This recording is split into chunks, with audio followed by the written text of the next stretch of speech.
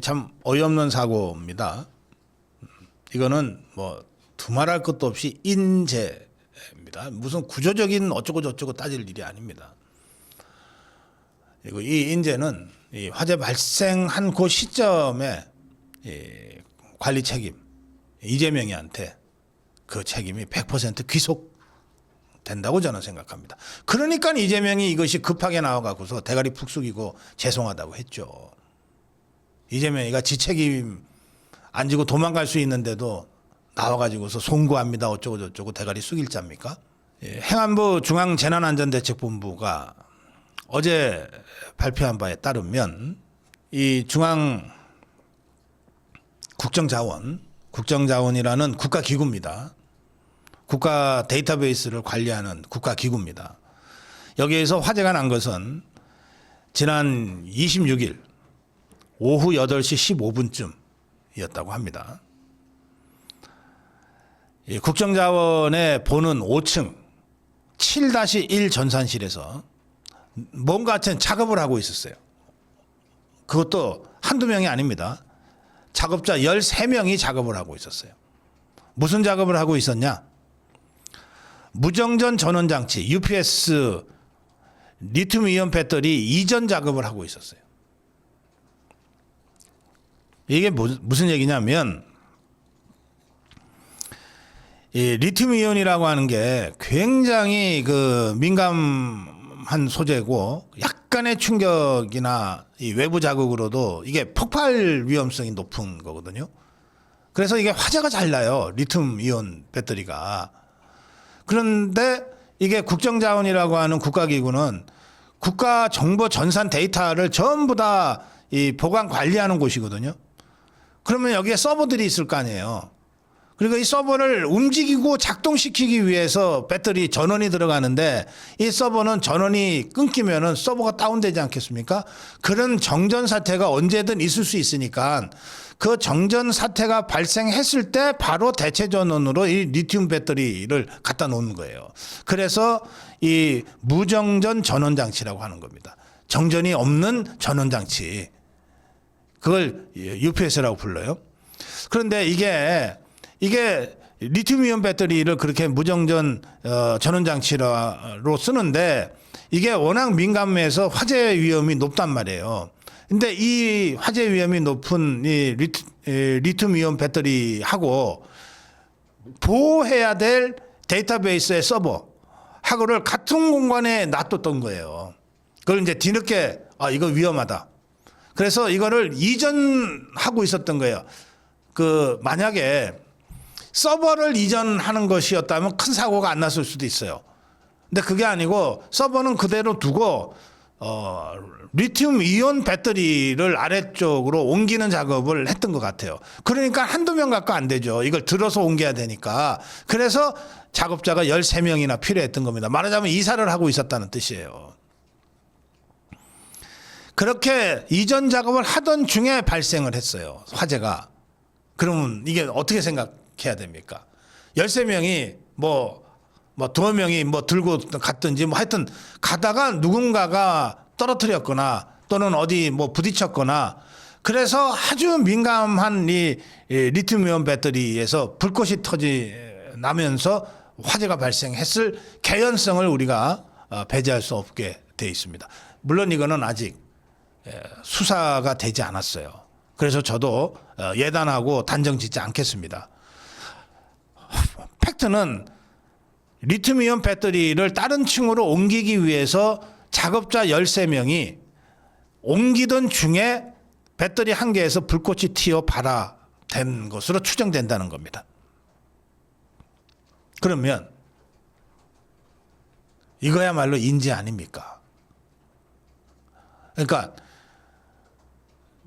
리튬이온 배터리가 너무 민감해서 같은 서버와 같은 공간에 두는 것은 위험하니까 옮겨야 되겠다고 해서 옮기다가 화재가 발생한 거예요. 그 인재 아닙니까? 인재. 이 화재로 7-1 전산실 배터리가 모두 384개가 있었는데 엄청 있었네. 이게 전부 다 불타버렸어요. 폭발 안 한 게 다행이다 싶을 정도입니다. 전원이. 자, 이렇게 384개가 전소가 돼서 처음에는 뭐 70개 시스템이 피해를 입었다고 발표했는데 나중에 보니까 96개 시스템, 정부의 96개 전산 시스템이 피해를 입었어요. 이 시스템 하나하나가 다 일상생활과 직결되는 겁니다. 근데 요즘 우리가 주민등록증 뽑을 때 어디 지하철 같은 데 가서도 뽑잖아요. 그게 다 전산망으로 연결돼서 시스템으로 구축이 돼서 서비스되는 거거든요. 그러니까 그 시스템 하나 망가지면은 대한민국의 모든 국민들이 일시에 주민등록 등초본을 전산으로 뽑을 수 없게 되는 거예요. 그런 식의 전자 시스템이 96개 시스템이 피해를 입었다는 겁니다. 그리고 이 전산실은 굉장히 민감한 곳이기 때문에 온도와 습도를 일정하게 유지해주는 항온 항습기가 작동되는데 이게 이제 리튬 배터리가 불이 나면서 이게 당연히 고장이 났겠죠. 그렇게 되면 서버가 과열되게 되잖아요. 그 서버가 과열되면 데이터가 손실이 오니까 이 데이터 손실을 막기 위해서 시스템 안전을 위해서 결국은 나머지 시스템도 전부가 다 중단을 해버렸어요. 다 다운을 시켜버렸어요. 그래서 본원에 이 본원에 있었던 551개 시스템을 포함한 647개 시스템 전체 가동이 중단이 된 겁니다. 그러니까 대한민국의 모든 행정 시스템이 일단 다 중단이 됐다고 그냥 생각하시면 돼요.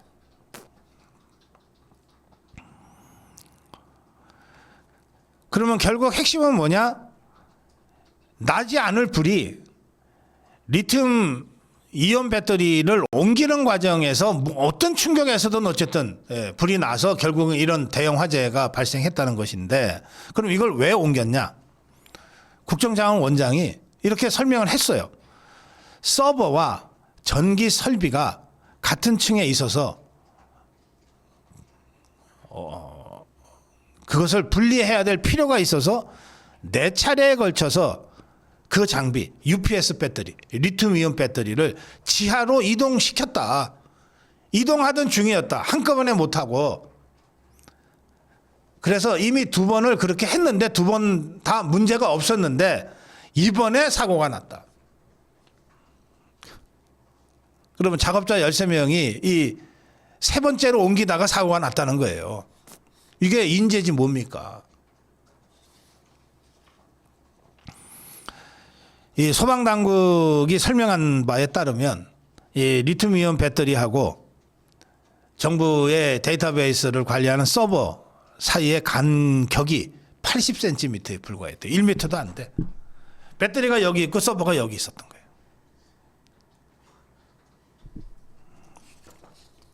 그러니까 옮겨야 되겠다고 생각한 건 맞아요. 옮길 때 잘 옮겼었으면 문제가 없죠. 그런데 옮기는 과정에서 불이 나버린 거예요. 일단 불이 나니까 이걸 불을 꺼야 되겠는데 물론 막 소나기 폭포처럼 물을 쏟아 갖다 부으면 혹시 조기 진화가 됐을지 모르겠는데 그렇게 되면 그 같은 공간에 있었던 데이터 서버의 데이터 손실도 감소하지 않을 수가 없었으니까 이건 더 큰 일이 될 수 있잖아요. 그래서 대량의 물을 투입하지 못하고 이산화탄소 등의 가스 소화 설비를 이용하다 보니까 진화에도 시간이 많이 걸렸다 그래요. 하여튼 다행히 폭발하지 않게 하면서 시간은 좀 걸려도 진화를 끝냈으니까 그나마 다행이라고 할지 모르죠. 그래서 초진에 10시간 걸렸고 완전히 진화하는데 20시간 이상 걸린 겁니다. 염홍철 정보보호학과 교수는 리튬이온 배터리가 원래 화재에 취약하다. 그리고 이게 이전 과정에서 불꽃이 튀었다고 하니까 외부 충격에 굉장히 민감하게 반응하는 리튬 이온 배터리의 특성상 이전 과정에서의 충돌 때문에 불이 발생했을 수도 있다. 그래서 우선 이 문제 원인을 규명하려면 리튬 이온 배터리를 이전하는 과정에서 매뉴얼이 잘 준수됐는지부터 살펴봐야 할 것 같다. 역시 전문가가 달라요. 이게 옮기는 과정에서 불이 났다면 이 옮기는 것도 다 매뉴얼이 있다는 거예요. 그 매뉴얼이 제대로 잘 지켜졌는지 이거부터 살펴봐야 된다. 괜히 딴짓하지 마라 이 말인데요. 경찰이 전담 수사팀을 지금 가동했습니다. 그래서 리튬이온 배터리가 폭발한 이유를 규명하는데 거기가 불이 시작된 거니까 거기를 지금 집중적으로 이제 살펴보겠다고 하고 있어요. 작업자 13명이 국정자원 5층 전산실에 서버와 함께 있던 UPS 배터리를 지하로 옮기는 작업을 하던 중에 전원이 차단된 배터리 한 개에서 화재가 발생했다고 하는 것이 지금까지 알려진 경인데 과연 그것만으로 설명이 될까? 이게 모종의 작업 실수가 있었던 건 아닐까? 또는 매뉴얼을 제대로 지키지 않아서 발생한 사고는 아닐까? 자, 이런 것들을 이제 살펴보겠다는 겁니다. 전자신문은 이 문제와 관련해서 이 이전을 맡은 업체가 있는데 이 이전을 맡은 업체가 비전문 업체고 아르바이트생까지 동원된 것 같다. 이렇게 보도하고 있습니다. 자, 국가 데이터를 관리하는 서버들이 있는 곳에 정전에 대비한 리튬 배터리를 갖다 놨는데 이게 너무 위험하니까 이걸 옮겨야 되겠다고 작업을 했는데 전문 업체도 아니고 아르바이트생까지 동원된 13명이 옮기다가 사고가 났다. 이런 정황 아닙니까 지금? 전자신문의 보도가 맞다면. 이 이전 작업을 맡은 업체는 대전에 있는 A라는 회사라고 하고 이 A사는 영세한 통신설비 업체라고 합니다. 그런데 이 통신설비 업체하고 전기작업하고는 다르잖아요. 차원이. 그런데 이 A사가 전기작업까지 진행을 했고 그러니까 전기작업 따로 그다음에 이 배터리 이전 작업 따로를 하는 것이 정상이었는데 전기작업까지 이 A사 영세한 업체가 맡아갖고 하다가 화재가 발생했다는 겁니다. 이 리튬 배터리는 워낙 에너지 밀도가 높아서 아주 작은 충격이나 또는 약간 잘못 연결이 돼도 과열되거나 폭발할 수가 있어서 시한폭탄으로 불리기 때문에 이걸 취급하고 또 이전을 하고 이전 후에 설치하고 하는 전 과정에 굉장한 전문성과 안전 규정에 따른 매뉴얼 숙지가 필수적인데 이걸 비전문 업체, 아르바이트생까지 포함된 비전문 업체가 옮기다가 사고가 났다 이겁니다. 업계의 다른 관계자도 이렇게 얘기합니다. 당시 A사 측의 전문가 외에도 아르바이트생 수명이 투입돼 배터리 운반 설치 보조 작업한 것으로 안다. 폭발물을 다루는 것과 같은 이런 작업 과정에 관련 지식과 경험이 없는 비숙련 인력이 투입됐다는 것은 상상도 할 수 없는 일이다. 자, 그럼 이 일이 어디서 벌어졌냐? 이재명 정권 하에서. 윤호중이가 행안부 장관으로 있을 때 이 윤호중이 아래에서 이 일이 벌어졌어요. 그런데 왜 2년 전, 3년 전에 윤석열 정부가 잘못해서 이렇게 됐다고 떠들어대는 겁니까? 왜 그렇게 이 문제까지 내란몰이의 수단으로 사용하려고 하는 겁니까? 족보 언론들. 이재명이가 그렇게 떠드는 건 이해가 돼요. 이재명이가 떠드는 거. 이재명이가 갑자기 이 문제를 갖고 국민한테 송구하다고 대가리 팍 숙인 다음에 왜 윤석열 정부는 제대로 대처를 못했냐고 떠들어댔어요. 이 족보 언론들이 이재명이가 그렇게 거품 물고 떠들어대니까 그게 초점을 맞춰서 보도하는 것까지는 이해가 되지만 이건 그렇게 접근할 문제가 아니잖아. 그래서 제가 이 국정자원 화재는 화재 책임 규명이 핵심이다. 이렇게 말씀드리는 거예요. 누가 뭐라 그래도 이재명이가 무슨 소리를 해도 이 화재에 관리 감독 책임이 있는 이재명 정권 그리고 행안부 장관의 책임은 피하기 어려워요. 국정자원이 이게 행안부 소속 기관이에요. 사업자 이런 비전문 이 아르바이트생까지 동원한 황당한 이 사업자를 사업체로 선정을 해서 예산 주고 이전시켰을 거 아니에요. 과연 제대로 이 업체가 전문성이 있는지, 이전 작업을 할 수 있는 그 자격이 있는지를 검증했냐. 이런 위험천만한 작업 현장에 아르바이트생이 투입되는 거를 알았냐, 알고도 묵인했냐, 아니면 그조차도 몰랐냐. 이런 데 대한 수사가 있어야 되는 거예요. 또 이렇게 민감한 정보가 있는 그 현장을 행안부 관계자가 감독을 하고 있었냐 없었는지도 모르는 거예요. 아니 배터리 이전하려고 그러면 그 바로 80cm 옆에 있는 서버 안 볼 수 없잖아요.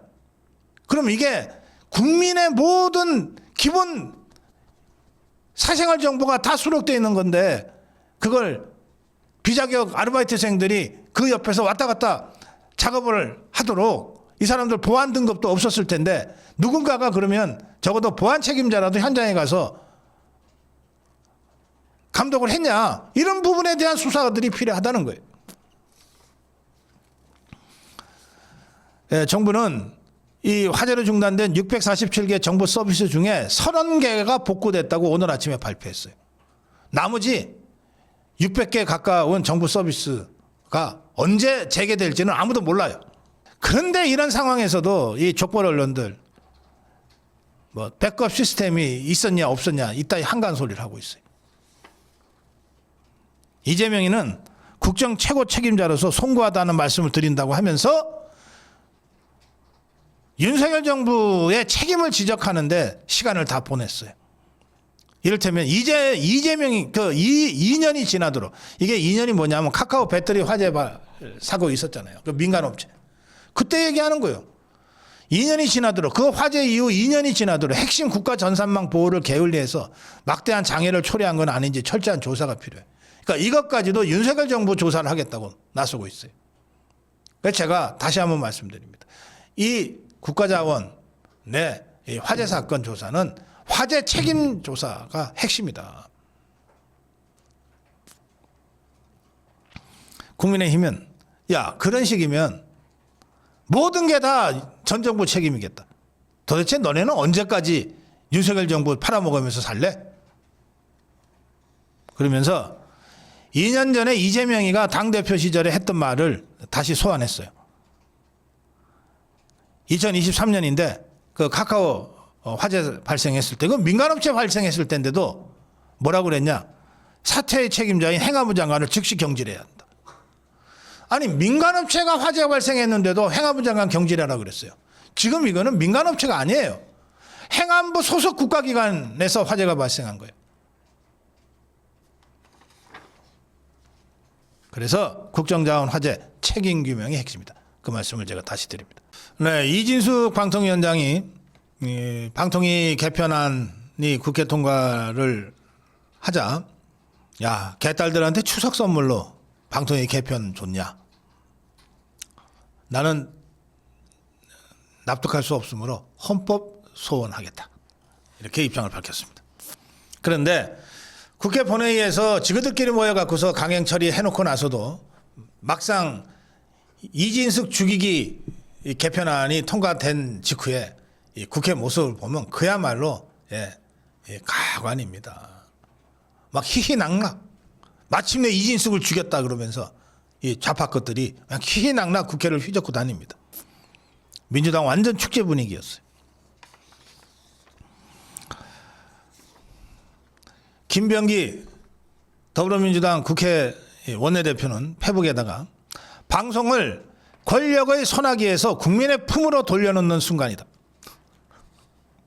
이진숙 하나 죽이려고 그 짓을 하면서 그래, 방송을 권력의 손아귀에서 국민의 품으로 돌려놓는 순간이래.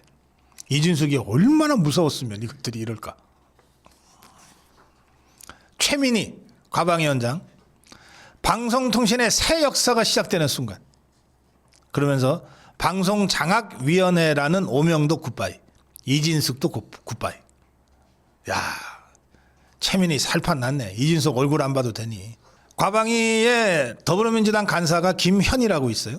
김현이는 뭐라고 그랬냐? 177명 중에 176명이 찬성으로 통과됐다. 위대한 대한민국 국민께 감사한다. 한 명은 어떻게 된 거야? 그러면서 이진숙 위원장에 대해서 저 좌파 것들이 온갖 막 욕설을 늘어놓습니다. 박범계는 뿌린 대로 거두리라. 박선원이는 이진숙 안 봐도 된다는 게 보너스다. 한 사람의 그 국무위원이 이렇게 수많은 국회의원들로부터 집중 공격을 받은 경우도 거의 없지 않나 싶어요. 자, 이런 이 와중에 이진숙 위원장은 국회 기자회견을 열었습니다. 어제 국회 기자회견을 열고 이렇게 주장했습니다. 민주당이 방송과 통신 사이에 미디어라는 단어 하나 딱 집어넣고 방통위를 없애버렸다. 개딸들에게 추석 귀성 선물 주기 위해서 법을 통과시킨 것이다. 곳곳에 구멍이 나 있는 치즈 법령. 치즈가 구멍이 뚱뚱 뚫려 있잖아요. 치즈 법령. 저에 대한 표적 법안이다. 국회에서 통과시켰으니 화요일 날 내일입니다. 국무회의에서 심의 의결하고 나면 그때부터 발령이 될 테니 국회 국무회의에서 심의 의결해서 효력이 발생하면 그 직후에 헌법소원과 가처분 신청 등 법적 절차에 들어가겠다. 그러니까 이진숙은 어제 내일부로 아마 이제 위원장직에서 이제 면직될 거예요. 그러면 그때부터 자유로운 신분이 되니까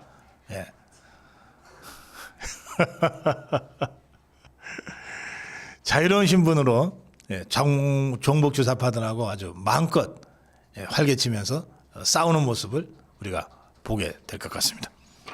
이진숙 파이팅! 정론 1침이었습니다. 시진핑 노쇼. 신라호텔만 환이 돼버렸습니다. 시진핑이가 10월 31일, 11월 1일 이틀 동안 2박 3일이죠. 경주에서 열리는 에이펙에 참석하기 위해서 방한한다고 전해졌습니다. 그런데 시진핑은 이 기간 동안 경주에 머물기로 했다고 합니다. 경주에 머물면서 이재명이도 만나고 트럼프랑도 만날 것으로 전망이 됩니다. 정부 당국자가 이날 어제 이렇게 얘기했습니다. 시진핑의 2박 3일 경주 체류 일정이 확정됐다. 이 에이펙은 이제 돌아가면서 하거든요. 그러니까 내년도 에이펙 개최지는 중국입니다. 북경일 거예요. 그러니까 내년도 에이펙 의장국이 중국이 되는 거거든요. 경주에서 열리니까 이번 에이펙의 의장국은 대한민국입니다. 내년에는 중국이 에이펙을 열기 때문에 중국이 의장국이 되는 거예요. 그러니까 다음 차기 에이펙 대회의 의장국이기 때문에 시진핑이 이번 에이펙 경주 행사에 안 나올 수가 없어요. 나와서 우리나라 의장국이 우리나라니까 우리나라로부터 차기 의장 국가인 중국이 에이펙 기를 인수하는 그 이벤트를 해야 돼요. 회의 말미에 에이펙 회의 말미에 의장직을 인수하고 차기 개최지를 소개하고 뭐 이런 행사를 해야만 됩니다. 그래서 그것 때문에 에이펙에 오는 거예요. 경주에 오는 겁니다. 그런데 이 시진핑이가 한국에 오는 건 오는 건데 이걸 가지고 이 이재명 이 세력이 계속해서 기왕 오는 김에 경주에만 있지 말고 서울에도 좀 와달라 이렇게 요청을 해왔던 것 같아요. 이게 다 짐작입니다. 제 짐작 이거 추정인데 했던 것 같아요. 그래서 중국에서도 처음에는 뭐 경주 가는 김에 그냥 서울도 한번 갔다 가지 또는 아예 숙소를 서울로 하지 이런 얘기들이 있었던 것 같아요. 그래서 중국 대사관이 신라호텔한테 호텔 전 관을 다 대관하겠다라고 연락을 했던 겁니다. 상당히 확실하게 얘기를 했으니까 신라호텔이 전관을 다 비웠겠죠. 신라호텔 전체를 다 비웠습니다. 예식장만 비운 게 아니고. 자, 그 얘기는 제가 잠시 후에 다시 할게요. 그러면 시진핑이가 경주에 왔다가 돌아가는 것과 뭐 인천공항을 통해서 와도 인천에서 바로 경주로 가서 경주에서 2박 3일 있다가 경주에서 다시 인천공항 가서 중국에 가는 거는 경주에 왔다 가는 것 아닙니까? 가는 것, 경주를 왔다 가는 것과 경주에서 회의를 하지만 실제로는 서울에 와서 묵고 시진핑이 트럼프를 만나도 서울에서 만나고 이재명을 만나도 서울에서 만나는 것이 무슨 차이가 있냐? 굉장히 중요한 차이가 있어요. 시진핑이 경주에서 2박 3일 묵으면서 경주에서 트럼프를 만나고 경주에서 이재명을 만나고 그리고 돌아가면 이거는 에이펙이라는 다자 회의에 시진핑이 왔다 가는 겁니다. 마치 UN 회의에 왔다 가는 것과 같이 에이펙이라는 수십 개 정상이 참석하는 다자 회의에 시진핑이 왔다가 가는 거예요. 그런데 에이펙 참석하러 왔지만 숙소를 서울로 한다든지 또는 경주에 있다가 서울로 와서 서울에서 트럼프를 만나거나 이재명을 만나면 이제는 그때부터는 한국 방문이 되는 거예요. 다자 회의 참석이 아니라 한국에 시진핑이가 방문하는 거가 되는 거예요. 동시에. 완전히 달라집니다. 그러면 이재명이 입장에서 이재명 세력의 입장에서는 뭘 원하겠습니까?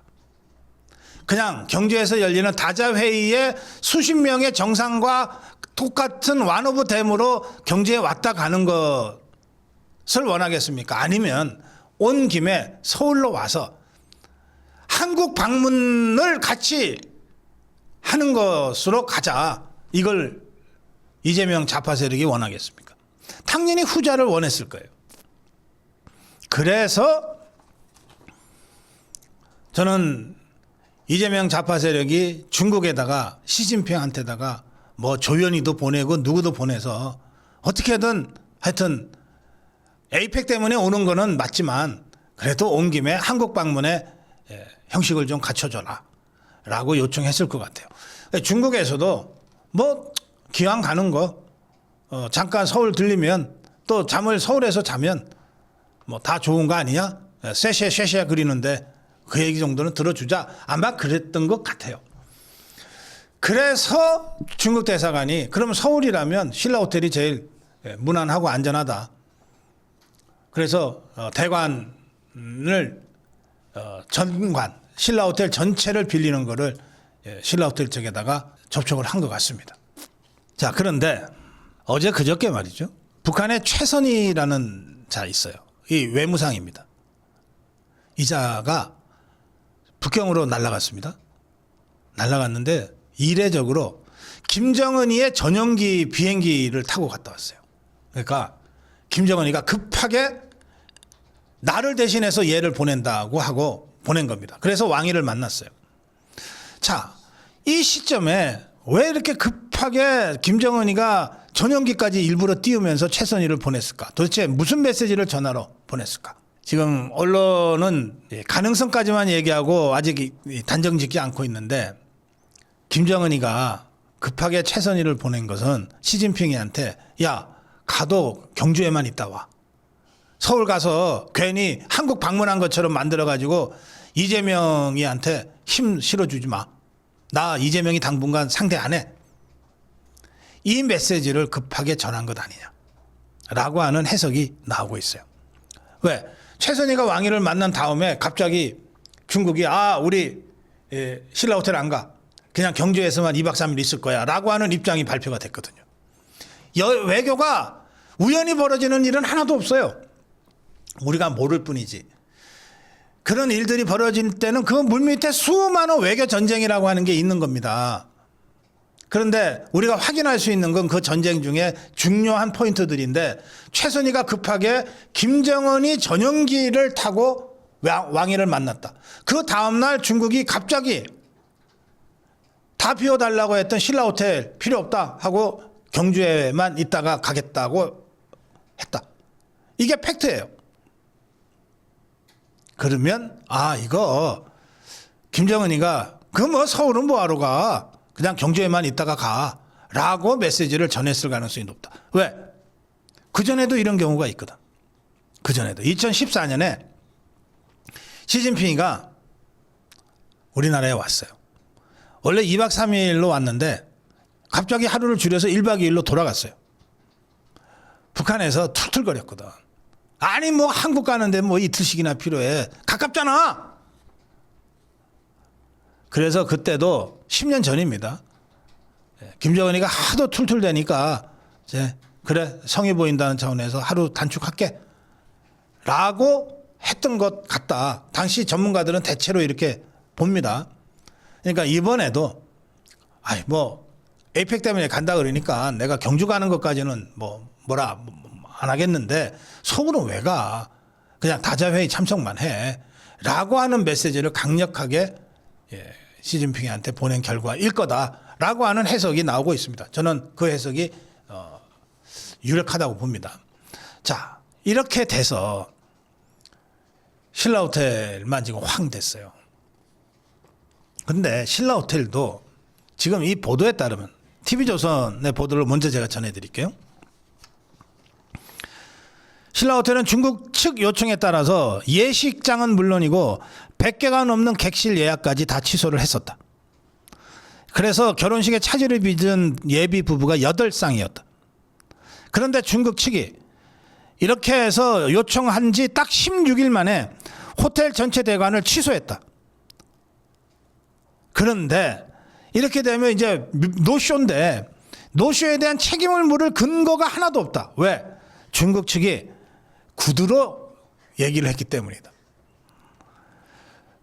주한 중국 대사관하고 신라호텔 사이에 구두로 문의가 이루어졌고 그럼 알았습니다. 우리가 비울게요 라고 해놓고 난 다음에 별도의 예약금이나 견적서가 오고 간 사실이 하나도 없다. 신라호텔을 뭐라 그러기도 어려운 게 중국 대사관이 이렇게 확정적으로 얘기하고 아마도 우리 정부 쪽의 관계자들한테도 확인을 했을 거예요. 신라호텔 측이. 지금 중국 대사관이 이렇게 나오는데 이거 사실입니까? 상당히 근거가 있다, 확실하다고 느꼈으니까 8쌍의 예비부부 예식장도 취소하고 100여 명의 객실 예약자까지 취소했지 않겠습니까? 그랬는데 지금 나 우리 신라호텔 안 써. 이렇게 해버린 거예요. 처음에 중국 측은 객실 몇 개, 영빈관 포함해서 어떤 시설이라고 하질 않고 신라호텔 전체 대관이라고 얘기를 해왔답니다. 아마도 시진핑이 진짜로 취소 안 하고 신라호텔에 묵었으면 아마 전체를 다 썼을 거예요. 수행 인원만 수백 명이고 최소한 그러니까. 그래서 신라호텔 측은 이미 전해줬지만 수억 원의 손해를 감수하고 다른 날 예비 부부들이 원하는 날짜로 무료로 해주겠다까지 했는데 그래놓고 취소당한 겁니다. 대관하기로 한 호텔 객실 규모가 462개실이니까. 자, 그래서 저는 이 사태를 보면서 우선 중국이 에이펙 회의에 오는 것을 기화로 어떻게든 서울에 묵게 하려고 했던 이재명 종북 주사파 세력의 자급이 있었을 거다. 그리고 처음에는 굳이 우리가 거절할 일도 없다. 아마 그런 취지로 신라호텔 전실 대관 얘기까지 중국 대사관이 했을 거다. 뒤늦게 그걸 알고 김정은이 막판에 제동을 걸은 것 같고 그 제동이 먹혀서 김정은이가 그렇게까지 한다면 우리가 경주에서 이재명이 만나고 가면 되지 하고 다시 입장이 번복됐을 거다. 그 과정에서 신라호텔 나름대로는 상당히 근거 있는 구두문이라고 해서 예약 결혼식 8상 예약 취소, 110개 객실 취소까지 다 했는데도 지금 황 돼버렸고 이걸 손해를 보상받을 방법도 없다. 예. 그런데 신라호텔이 보통 기업이냐. 다 나름대로는 이거 확실하다고 확인하고 이 조치를 취했을 텐데 그렇다면 실제 이렇게 신라호텔이 노란하게 만든 책임자는 누군가 있다. 외교부에 누군가 또는 대통령실에 누군가가 있다. 이 부분에 대해서 조사가 필요하다. 이럴 때 하는 것이 국정조사다. 이럴 때 하는 것이 국정조사다. 신라호텔 노쇼 사태 진상규명 국정조사 이런 걸 좀 해라. 국민의힘에서. 네. 자, 다음으로 가겠습니다. 요즘 이 종북주사파들 사이에서는 조희대가 뭐라고 이 말이 유행이라고 그러던데 제가 그 유행을 따라서 한마디 하겠습니다. 김현지가 뭐라고? 김현지가 뭐라고 그렇게 감싸고 도냐? 김현지가 뭐라고?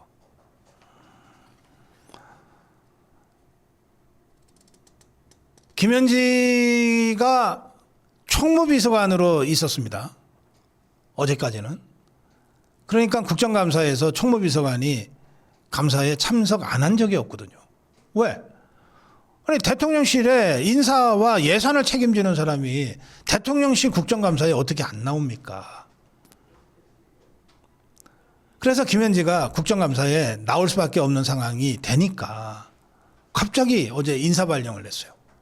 총무비서관에서 제1부속실장으로. 제1부속실장은 청문회에 나온 적이 별로 없으니까.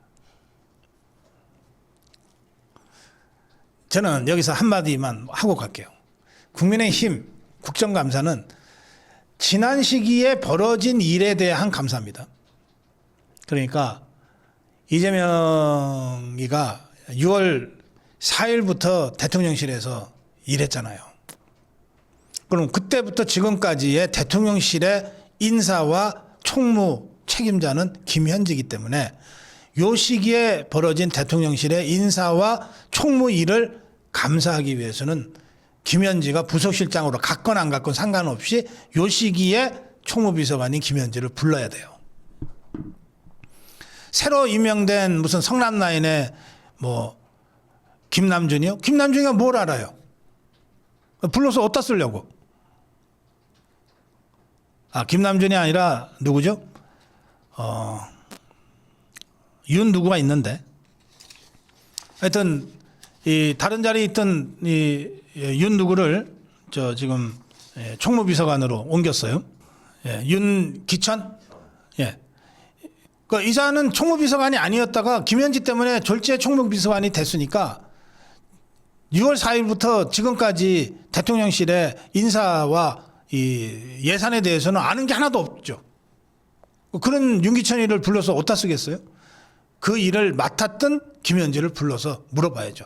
그 현 직책이 부속실장이든 아니든 그거는 당신들 알 바, 당신들 얘기고 우리는 알 바 없다. 이렇게 김현지를 계속 국감에 불러야 됩니다.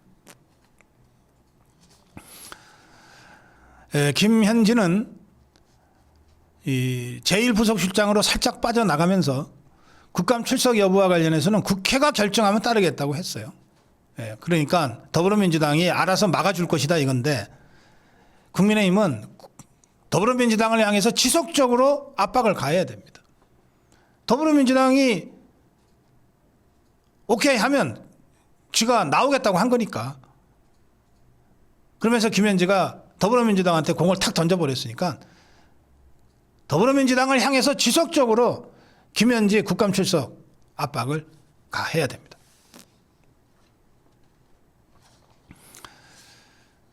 장동혁 대표는 국정감사에 총무비서관을 출석시킨다 했다가 갑자기 자리를 바꿔버렸다.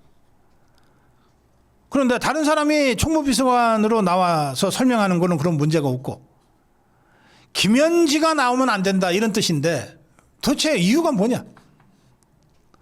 총무비서관이 나오면 안 된다가 아니고 김현지가 나오면 안 된다는 속내가 드러나 버린 건데 도대체 김현지가 뭐길래 김현지가 뭔데 그렇게 김현지 하고 성역처럼 그러냐.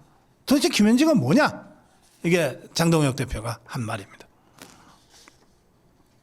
그러면서 민주당의 발상은 늘 상상을 뛰어넘는다. 사실 저도 김현지 국감에 안 내보내려고 인사이동을 시킬 줄은 저도 몰랐어요. 야, 대단한 자들이에요. 예, 장동혁 대표도 놀랐나 봐요. 민주당의 발상은 늘 상상을 뛰어넘는다. 그림자 대통령이 국민 앞에 드러나는 것이 두렵냐. 김현지가 국회에 안 나와서는 안 되는 이유가 무엇이냐. 얼굴을 공개하면 안 되고 입을 열면 안 된다는 것이냐. 용산엔 이재명, 여의도엔 정청래, 충정로엔 김어준이 대통령으로 있다는 말이 있는데 일각에서는 용산에서는 이재명이 아니라 김현지가 대통령이라는 말까지 있다. 그래서 못 나오겠다는 것이냐. 자, 저는 김현지를 계속 국감 증인으로 불러야 된다고 생각합니다. 그리고 더불어민주당을 향해서 강력한 압박을 가해야 된다고 생각하지만 동시에 한 가지 우리가 더 짚어야 될 부분이 있어요. 그래, 옮겨다 하필 부속실장으로 옮기냐. 어떻게? 옮겨다 하필 부속실장이 뭐냐. 제가 어제 멸콩TV에서 장해찬 최고위원하고 대담하면서 그 문제를 좀 자세하게 말씀드렸어요. 오늘은 제가 짧게 얘기할게요. 부속실장이라는 자리는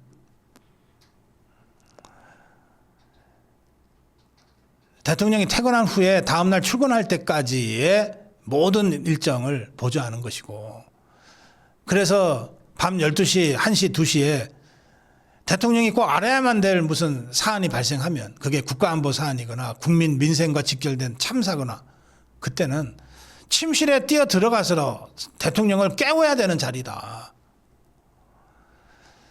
제1부속실장의 역할이 그렇기 때문에 역대 대통령실에서 제1부속실장을 대통령과 성이 같은 사람으로 임명을 했던 거다. 남성 대통령일 때는 남성 부속실장을 그래서 임명했던 거다. 그런데 어떻게 아무리 보낼 자리가 없다기로서니 그냥 차라리 시골에 가서 쉬라 그러지. 응? 어떻게 김현지가 여성 맞죠? 내가 또 남성을 여성으로 잘못 알고 있는 거야? 김현지라는 여성을 제1부속실장으로 임명을 하냐 라고 하는 점은 앞으로 두고두고 좀 문제로 제기해야 될 대목이라고 하는 점도 같이 지적해 두겠습니다. 자, 정론 1침이었습니다. 네, 트럼프 방어가 아니라 전쟁 준비가 필요하다. 굉장히 강력한 메시지를 냈는데 이 메시지를 어디서 냈냐? 미군은 지금 전 세계에 배치되어 있잖아요. 미 본토뿐만 아니라 해외에 주둔해 있는 모든 미군 부대에서 근무하는 장군들 전부 소집을 했어요. 한 800명이 모였습니다. 그 800명을 모아놓고 트럼프 대통령이 1시간 10분 가까이 연설을 하면서 한 얘기입니다. 버지니아주 관티코 해병대 기지에서 군 장성들을 모아놓고 연설을 했는데 이 자리에서 트럼프 대통령은 우리에게 화력이 필요할 때 만반의 준비가 갖춰져 있어야 한다. 그 목표를 염두에 두고 2026년에 내년도에 1조 달러 이상의 군사비를 지출하겠다. 1조 달러 이상의 군사비를 지출하겠다. 우리는 방어가 아니라 전쟁을 준비해야 한다. 이렇게 주장했습니다. 이 트럼프 대통령이 연설한 이 회의는 전군 지휘관 회의입니다. 이건 뭐 우리나라에도 있는 겁니다. 전군 지휘관 회의인데 통상 해외 주둔 미 장성들까지 전부 결집하는 것은 거의 없었거든요. 그러니까 굉장히 이례적인 전군 지휘관 회의가 있었습니다. 이 자리에서 국방장관 헤그세스가 45분, 트럼프 대통령이 1시간 10분 현역 군 장성을 상대로 생중계되는 연설을 했습니다. 트럼프 대통령의 연설 핵심을 전해 드리겠습니다. PC, 정치적 올바름 이거 아니다. 그런 좌파 이념 대신에 능력이 미군의 주요 원칙이 돼야 한다. 하면서 모든 것은 능력에 기반해야 한다. 정치적 이유로 누군가가 여러분의 자리를 차지하게 내버려 두지 않을 것이다. 우리나라 군의 구조는 능력주의가 아니라 정치적 올바름을 위해 설계됐는데 그런 식이면 결코 우리의 군과 우리나라가 위대해질 수 없다. 그래서 나는 앞으로 우리 군을 체력, 능력, 인격, 강인함에 초점을 맞추고 다시 조직하겠다.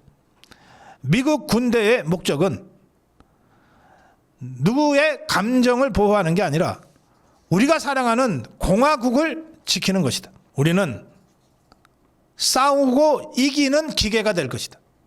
우리는 싸우고 이기는 기계가 될 것이다. 국방부를 전쟁부로 명칭을 바꿨는데 이거 단순한 브랜드 변경이 아니다. 우리의 목적, 우리의 정체성, 우리의 자부심을 역사적으로 재확인하는 것이다. 나는 여러분과 함께하며 여러분을 강력하게 지지한다. 대통령으로서 100% 여러분을 뒷받침하겠다. 우리 군을 어느 때보다 강력하고 강인하고 신속하고 맹렬하고 힘있게 만들 것이다. 예, 트럼프 대통령은 연설을 시작하면서 이렇게 먼저 딱 얘기합니다. 내 말이 마음에 들지 않으면 나가도 좋다. 물론 나가는 사람은 계급도 미래도 날아갈 것이다. 이러면서 이 연설을 시작했어요. 또 트럼프는 우크라이나가 미국의 토마호크 순항미사일을 좀 팔라고 요청한 것을 수용하겠다고 했습니다. 그러면서 이 토마호크 순항미사일을 러시아 본토를 때리는데 사용해도 좋다고 하는 러시아 본토 타격을 허용하는 방안을 검토하겠다고 밝혔어요. 이렇게 되면 지금껏 푸틴의 기습으로 우크라이나가 내내 고전하면서 방어전에 주력하다가 이제 완전히 러시아 본토를 상대로 반격할 수 있는 전쟁의 새로운 국면이 열릴 수도 있다는 뜻입니다. 키스 켈로그 우크라이나 특사는 폭스뉴스 인터뷰에서 트럼프 대통령이 미국산 무기를 이용한 장거리 타격을 우크라이나에 허용했다. 이제 러시아의 안식처라고 하는 것은 존재하지 않는다. 벤스 부통령도 러시아를 향해서 잠에서 깨워서 현실을 받아들여라. 많은 사람이 죽고 있는데 군사적 이익이 거의 없는 상황에서 도대체 몇 명이 더 죽어야 전쟁을 멈출 것인가 라고 트럼프의 평화 중재를 거부하고 계속 전쟁을 하고 있는 푸틴을 향해서 강력하게 비판하는 메시지를 냈습니다. 또 트럼프 대통령은 지난 23일 유엔 총회에서 젤렌스키 대통령과 회동을 한 다음에 트루스 소셜에 이런 글도 올렸어요. 3년 반 동안 무의미한 전쟁을 치르고 있는 러시아는 종이 호랑이처럼 보인다. 이 푸틴이 트럼프의 종전 제안을 거부한 데 따른 엄청난 후폭풍이 지금 러시아와 푸틴을 향해서 가고 있는 중입니다. 실제로 트럼프는 이렇게 얘기합니다. 블라디미르 푸틴 대통령이 나를 정말 실망시켰다. 우크라이나 전쟁이 미국에 직접 영향을 미치는 사안은 아니지만 이 전쟁을 끝내게 할 의무가 내게 있다고 느낀다. 그래서 이런 조치를 취한다는 건데 우크라이나 전쟁이 미국에 직접 영향을 미치는 사안은 아니지만 내가 의무감을 느낀다고 하면 대한민국은 미국에 직접 영향을 미치는 사안 아닙니까? 트럼프가 전 세계 미 장성들을 모아놓고 방어가 아니라 전쟁을 대비해야 된다고 얘기했어요. 저는 한반도에도 어떤 형태로든 이 트럼프의 강력한 이 마가 노선에 입각한 군사안보 노선이 조만간 구체적인 현실이 돼서 1차적으로는 김정은 집단을 압박할 것이고 더 나아가서 세상 무서운 줄 모르고 깝치고 있는 이재명 종북주사파 세력들에게 강력한 타격을 주게 될 거라고 믿습니다. 정론 1침 첫 번째 꼭지는 현지야 사랑해를 여당이 외치고 있다. 지난번에 장도영 대표가 대변인단 인사를 하면서 당 대변인과 미디어 대변인으로 나눠서 인사를 했습니다. 모두 9명. 잘한 것 같아요. 새로 임명된 대변인들이 굉장히 활약이 두드러집니다. 그중에 현지야 사랑해 이 논평을 한 대변인은 미디어 대변인으로 임명된 손수저 대변인의 얘기입니다. 재밌죠? 저 이재명 그 똘마니들이 지금 사실은 거의 멘붕에 빠져 있을 거라고 저 짐작합니다. 이게 정권 말기도 아닌데 이제 뭐 정권 뭐 한 넉 달째인데 벌써 이 정권의 가장 그 민감하고 취약한 이 부분이 공격받고 있잖아요. 그리고 내부적으로도 뭐 서로 다른 얘기들이 나오고 있잖아요. 가장 취약하고 민감한 부분, 김현지. 이렇게 되자 정말 지그들이 나중에 돌아보면 지그들도 정말 어이없어서 황당해서 웃을 일을 이것들이 저질렀어요. 이자들이. 그게 총무비서관을 제1부속실장으로 확 옮겨버린 거 아닙니까? 국감에 안 내보내겠다는 이유 말고는 설명이 안 되는 인사를 와장창 해버린 겁니다.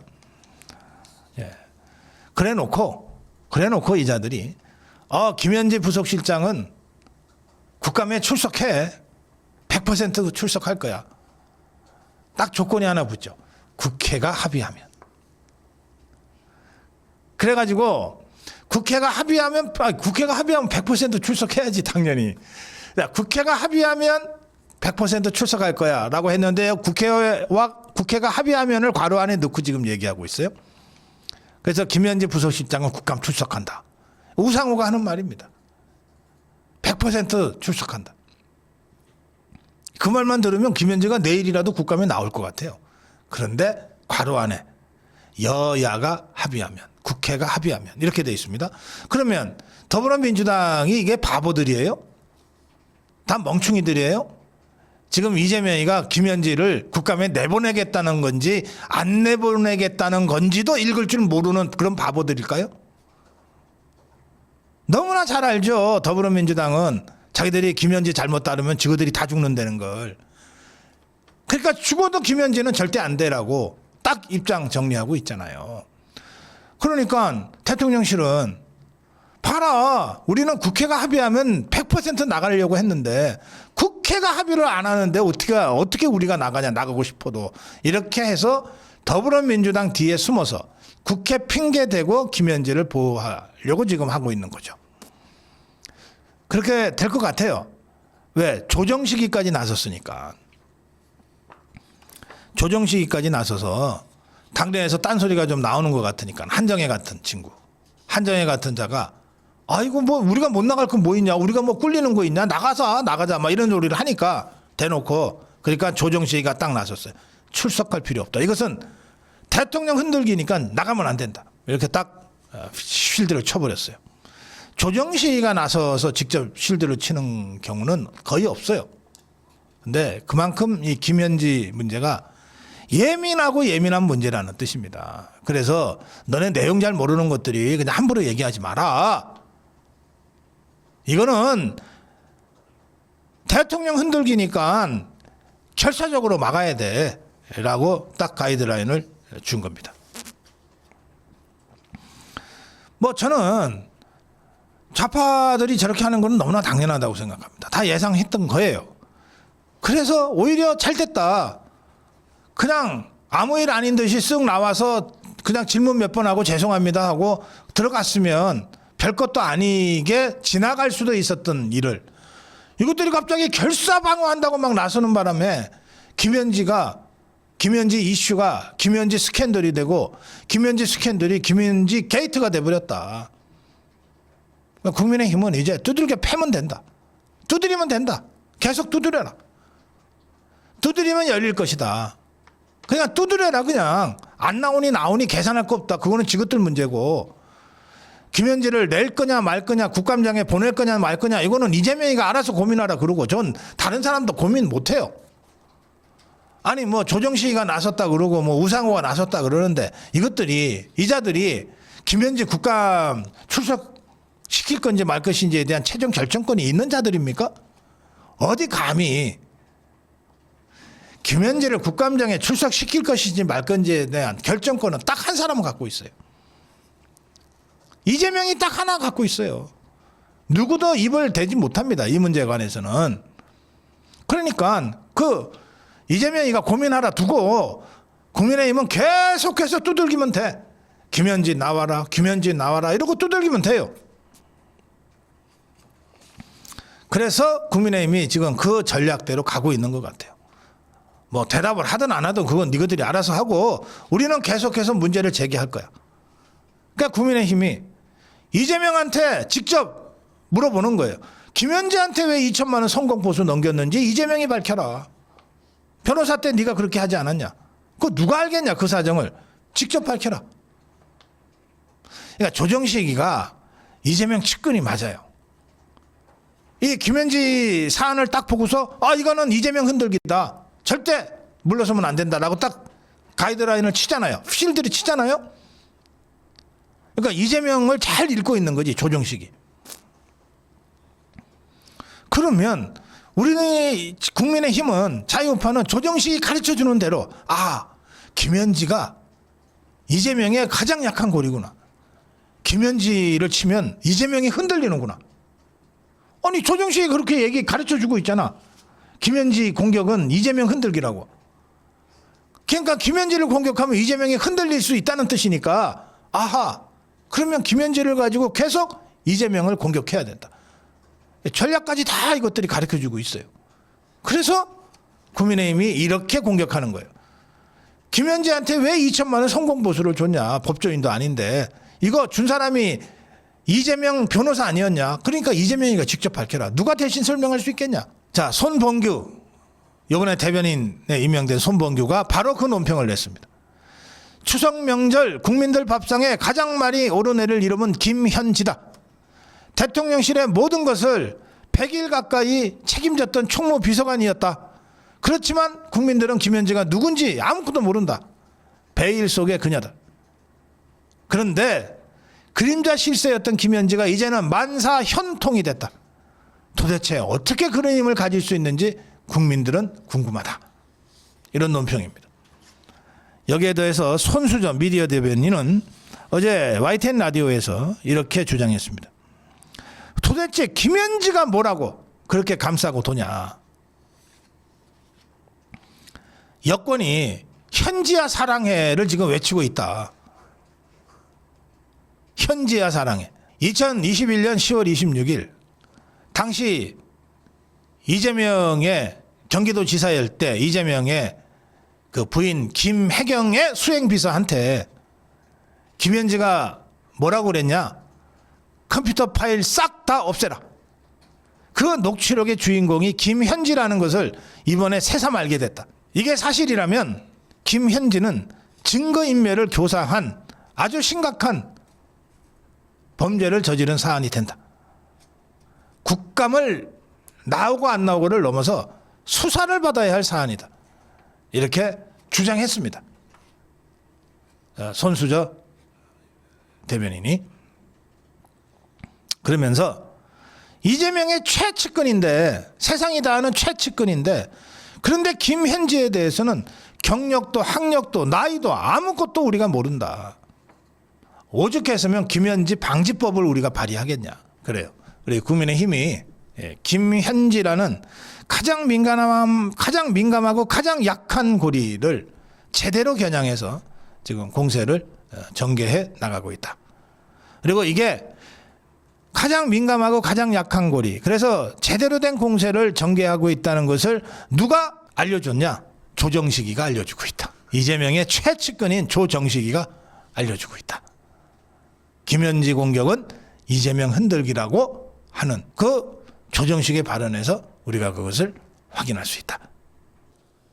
법원이 어제 윤석열 대통령 보석을 불허했습니다. 서울중앙지법 형사합의 35부에서는 보석 청구를 윤석열 대통령의 보석 청구를 기각했는데 기각 이유는 증거를 인멸할 가능성 이겁니다. 윤석열 대통령은 불구속 상태로 재판받게 해달라. 석방이 되면 내가 운동도 좀 하고 당뇨식도 하면서 건강 챙겨가면서 재판과 수사에 협조하겠다. 불구속 상태로 있을 때 내가 재판과 수사에 협조 안 한 적이 없지 않냐. 그렇게 주장했지만 결국 기각됐습니다. 어제 여의도 포차에 나온 장동혁 대표에게 윤석열 대통령 왜 면회 안 가냐, 면회 간다고 하지 않았냐, 왜 안 가냐 질문해 달라, 이런 요청들이 굉장히 많았습니다. 특히 어제 장동혁 대표가 여의도 포차에 나왔을 때 윤석열 대통령의 보석이 기각됐다고 하는 소식이 그 직전에 들어왔거든요. 그래서 제가 여러분들의 그 요청대로 윤석열 대통령 면회 문제를 제가 질문을 드렸어요. 이 질문에 장동혁 대표가 답변을 하면서 좀 울컥했어요. 제가 바로 옆에서 봤습니다. 좀 눈물을 조금 흘렸어요. 그 장면 직접 저희들이 제작한 쇼츠 윤석열 대통령 면회 질문에 장동혁 눈물이라고 하는 제목의 쇼츠 지금 잠깐 함께 보시겠습니다. 김민수 최고위원이 일반 면회까지도 신청했는데 거절을 당해서 그러면 이제 당대표가 신청하겠다 그래서 제가 특별 면회를 신청했는데 저도 불허당했습니다. 당대표로서는 이런 고민이 있습니다. 특별 면회가 아니라 전직 대통령을 면회 가서 그 유리막을 두고 당대표가 전직 대통령을 면회하는 것이 어떨까 하는 물론 그것도 허가가 될지 안 될지는 이제 신청을 해봐야 되겠지만 그런 마지막 고민이 남아 있는 거고요. 적절한 시점에 일반 면회라도 신청을 해서 대통령의 건강 상태나 이런 것들에도 여쭙고 상황을 알아보려고 하고 있습니다. 당연히 누구보다도 그 문제에 천착해서 여러 고민들을 하지 않겠습니까? 우리가 결국은 민주당보다 지지를 앞서가고 그래서 이재명 여권을 끌어내리고 우리가 정권을 찾아오는 게 결국은 그것이 가장 확실하고 가장 빠른 길인데 당대표로서 어떤 선택을 하고 어떤 행동을 하는 게 가장 좋을 것인지 그리고 어느 타임이 가장 좋을 것인지에 대한 여러 고민들을 하고 누구보다도 그에 대해서 천착해서 고민하고 있다는 말씀을 드리겠습니다. 자, 이제 정론일침, 첫 번째 정론일침. 김현지가 가장 센 권력이다. 김현지에 대해서 이재명 세력이 아무리 싸고 감싸고 돌아도 결국은 다 터져나오게 돼 있습니다. 그것도 얼마 안 걸려요. 이 김현지가 개입한 것으로 의혹이 제기되고 있는 이 김인호라는 자, 이 산림청장이 돼 있는데요. 이 김인호라고 하는 자, 이 자가 지난 대선을 앞두고 이재명 후보 지지 선언을 위해서 지인들한테 개인 정보를 요구했다는 의혹이 제기됐습니다. 김장겸 의원이 김인호의 SNS 메시지를 공개를 했어요. 어떻게 제보를 받은 모양입니다. 지금 제보가 막 쏟아지고 있답니다. 이거 중요합니다. 제보가 쏟아지고 있다. 이게 중요합니다. 저 좌파들이 쏟아지는 제보를 무슨 수로 다 원천 차단할 수 있겠어요. 이미 민심이 이재명 종북주사파를 떠났다는 겁니다. 제보가 쏟아지고 있다. 그 제보 중에 하나일 거라고 제가 추정하는데 김장겸 의원이 공개한 김인호 산림청장의 5월달 SNS 메시지에는 이렇게 되어 있습니다. 자기가 가르친 제자들한테 보낸 걸로 알려져 있는 이 SNS 메시지에는 이재명 후보 지지선언에 동참해달라, 이름, 전화번호, 거주지 등을 적어달라 이렇게 요구했다는 거예요. 개인정보 아닙니까? 이름까지야 뭐 그렇다 하더라도 전화번호 개인정보죠. 거주지는 더욱이나 더하죠. 또 가까운 지인들한테 참여를 좀 해달라고 독려까지 하고 선거권이 있는 외국인 정보까지 요청한 정황도 이 SNS에 담겨 있다고 합니다. 예.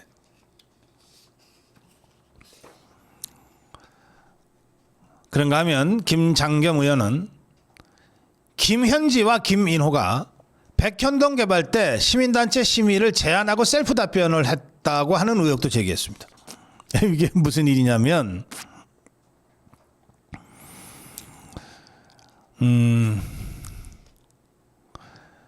이 백현동을 개발할 때 지역 환경단체를 대상으로 의견 수렴이 필요하다라고 의견을 낸 사람이 있어요. 이 사람이 성남시 환경영향평가협의회 심의위원 자격으로 참여했던 김민호 교수, 지금의 산림청장이었다는 겁니다.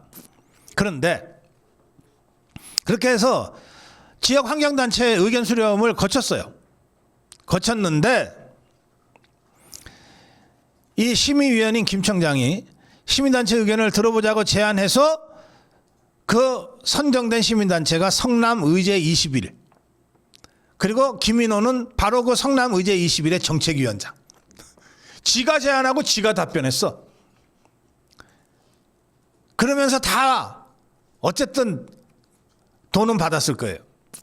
공짜로 해주는 거 아니거든요. 그런데 이 성남의제 21에 김인호가 정책위 의장인데 김현지는 이 단체의 사무국장을 지냈어요. 사무국장을 지냈어요. 그래서 유례를 찾기 어려운 백현동 부지 4단계 종상향 용도 변경 그 이면에 시민단체 의견이라고 하는 포장이 씌워져 있다.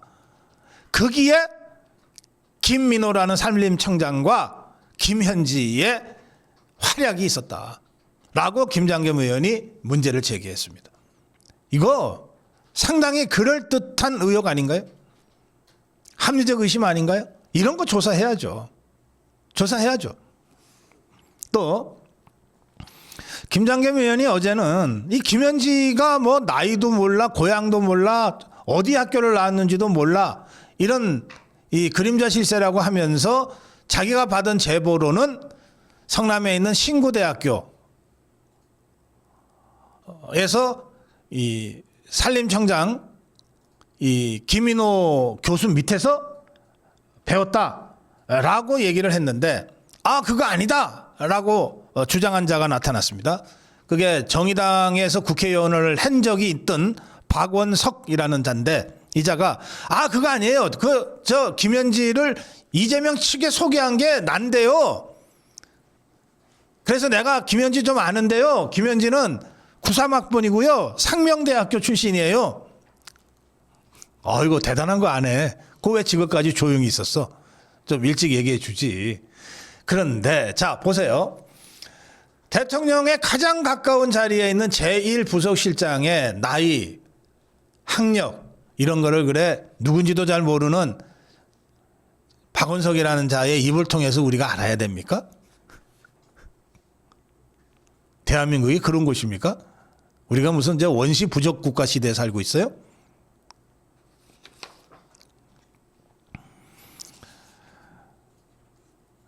그래서 김현재에 대한 조사가 필요합니다.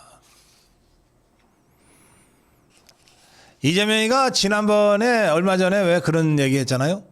권력에도 서열이 있다 하면서 선출된 권력이 제일인 것처럼 얘기했잖아요. 예, 대통령과 국회의원이죠.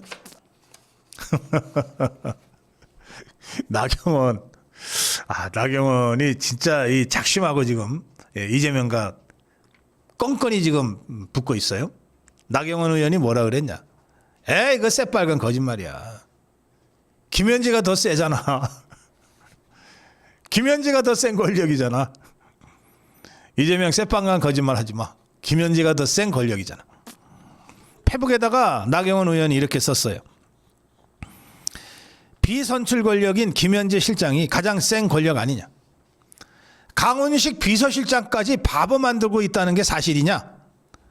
대통령까지 쥐락펴락하는 것 아니냐.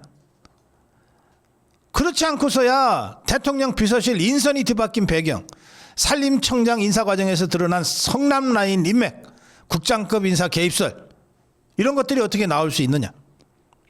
이재명 권력과 경제 영향력 옆에는 언제나 김현지가 있었다. 이쯤 되면 이재명과 김현지는 경제 권력 공동체다. 경제 권력 공동체. 참 여러 가지가 포함되어 있는 그런 신조어입니다. 경제 권력 공동체. 그러면서 나경원 의원은 김현지 실장이 내각 구성과 중앙부처 인사에까지 깊숙이 개입하고 국정 전반을 주무른다는 의혹이 잇따르고 있지만 국민 검증을 요리조리 피하면서 대통령실 요직 자리 쇼핑을 하면서 도피 중이다. 총무비서관에서 제1부속실장으로. 이재명 변호사 시절의 성공보수 양도, 불확실한 학력, 경력 논란까지 국정감사에 반드시 출석해 그 의혹들을 낱낱이 밝혀야 한다. 김현지를 끝까지 국감 불출석 비호한다면 이재명, 김현지 경제 권력 공동체, 강훈식보다 김현지 권력 서열 전도, 김현지 절대 파워를 인정하는 것이다. 이렇게 강력 규탄했습니다. 잠시 후 우리 나경원 대표 직접 만나서 이 문제도 다시 말씀 듣겠습니다. 자, 다음으로 갑니다. 네, 오늘 저희는 오후 2시부터 동대문에서 자유대학과 자유와혁신이 진행하는 집회와 행진을 생방송하면서 함께 할 계획으로 있습니다. 그런데 이 자유대학에 대해서 갑자기 경찰이 태클을 걸었어요. 자유대학의 반중 시위가 혐중 시위 아니냐. 혐중 시위 안 된다.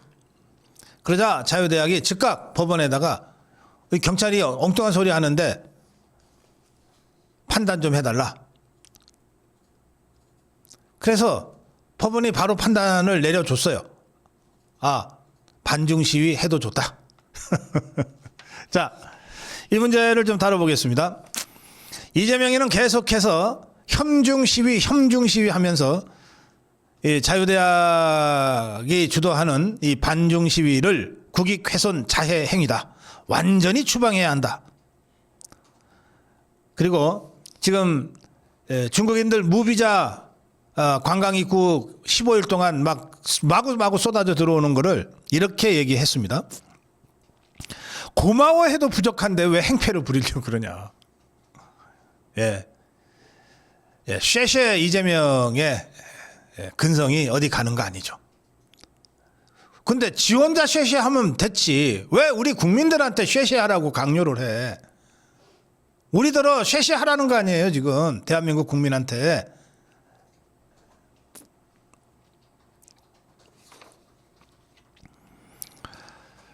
그러면서 이재명이가 정말 택도 아닌 소리를 합니다.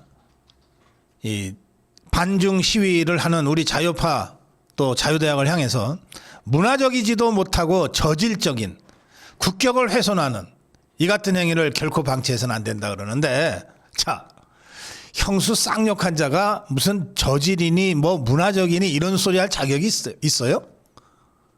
아, 그 정말 그 형수 쌍욕하는 걸 그냥 확 틀어버려야 이 정신 차릴래나? 또 국격 훼손. 아니 이재명이 자체가 국격 훼손이지 지금. 그러니까 이런 소리를 계속 하니까 경찰도 눈치 안 볼 수가 없을 거 아니에요. 그래서 택도 아닌 시비를 자꾸 거는 거예요.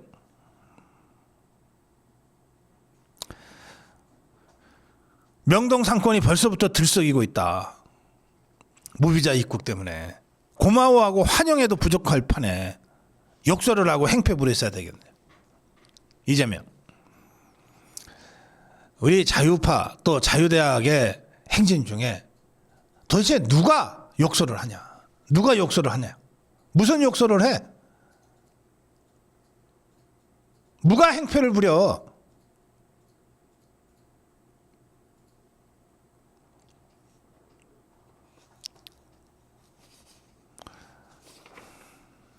허구한 날 쉐쉐거리는 이재명이니까 자꾸 국민들한테까지 쉐쉐거려라, 쉐쉐거려라, 고마워해라 이런 거 아니에요.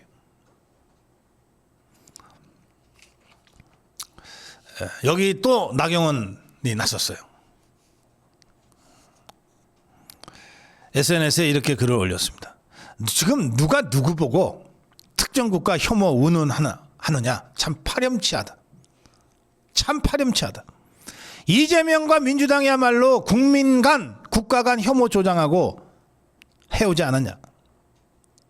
후쿠시마 오염수 괴담 반일 선동. 그건 뭐냐? 사드 괴담, 광우병 괴담 반미 선동.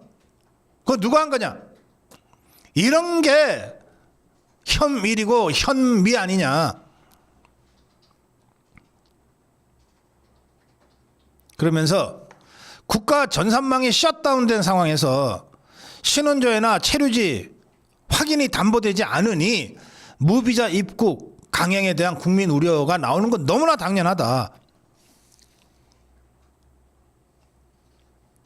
특정 국가, 꼭 중국이 아니더라도 우리나라에 들어오는 외국인들에 대해서 철저하게 신원조회하고 체류지 확인하는 것은 당연한 거 아니냐.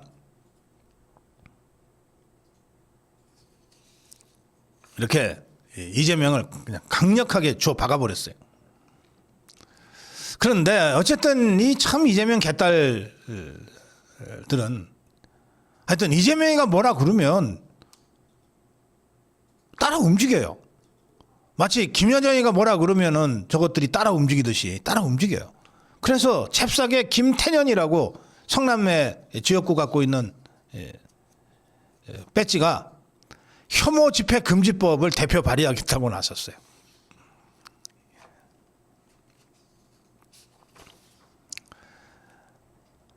또 중국 대사관도 내일 반중 시위에 불순한 의도가 있다.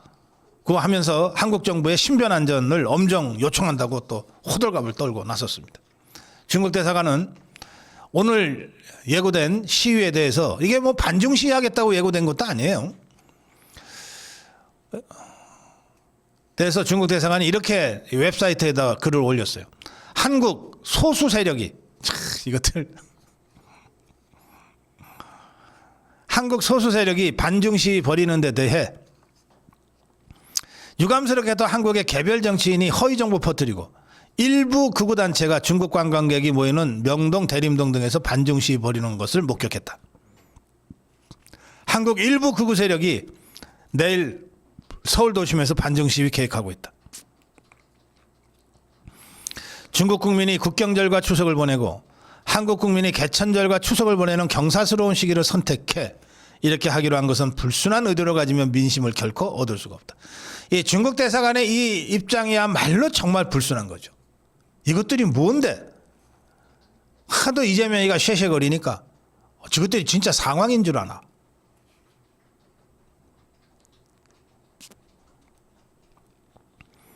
그러면서 중국 관광객들에게 높은 경각심 가지고 신변 안전에 유의하라 그랬는데 우리 속담에 이런 말이 있잖아요. 뭐가 무서워서 피하냐? 더러워서 피하지. 우리 중국 관광객들 그 근처에 우리 저 자유파 시위대 안 가요. 혹시라도 그것 때문에 또 무슨 황당한 짓을 종북주사파들이 벌일까 봐. 그러면서 중국 대사관이 마지막으로 이렇게 얘기합니다. 이게 이재명이 진짜 듣고 싶었던 얘기를 해줘요. 중국 대사관은 이렇게 얘기했습니다. 최근에 한국 정부 고위층과 각계의 식견 있는 분들은 소수 세력의 반중 언행이 한국 국가의 이미지와 이익을 훼손한다고 명확히 지적하며 엄정하게 대응하는 것을 요구했다. 야, 이재명이 칭찬받았어. 잘하고 있다고?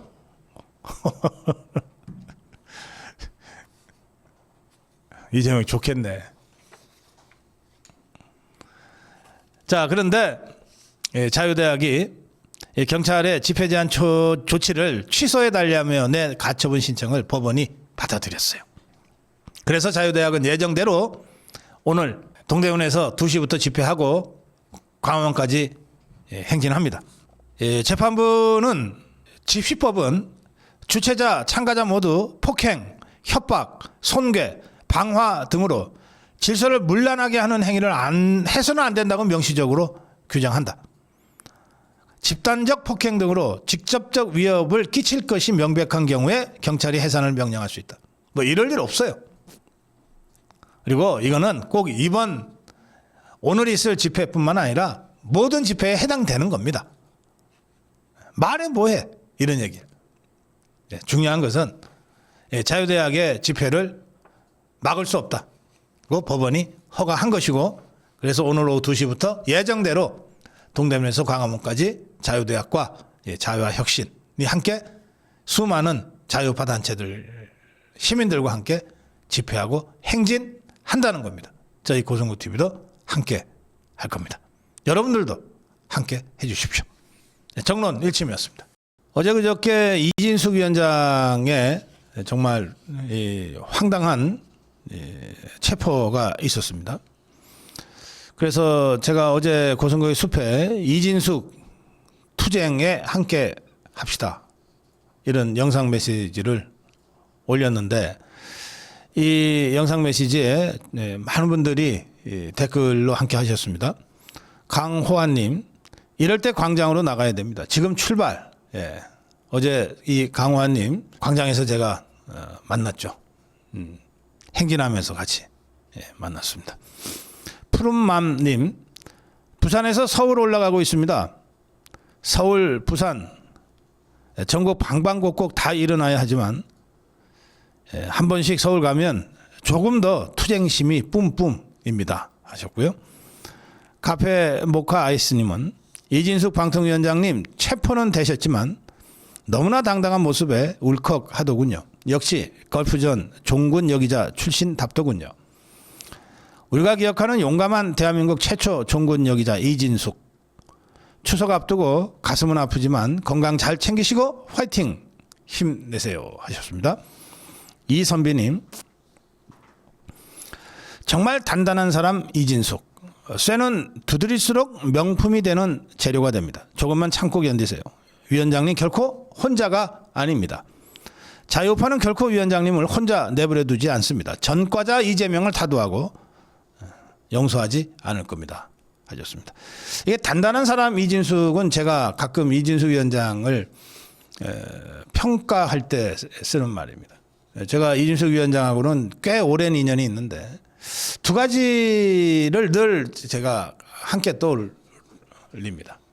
그러니까 이진숙 위원장을 사적 개인적으로 만나서 차도 마시고 밥도 먹고 해보면 진짜 여자 같은 분이에요. 그렇게 부드럽고 감성적이고 그런데 일과 투쟁이라는 관점에서 보면은 정말 단단한 사람입니다. 어떻게 그 두 가지 정말 엄청 강한 그 기계와 그렇게 부드럽고 이 감성적인 것이 한 사람한테 이렇게 녹아 있는지 좀 놀랄 정도입니다. 네, 아주 단단한 사람 이진숙.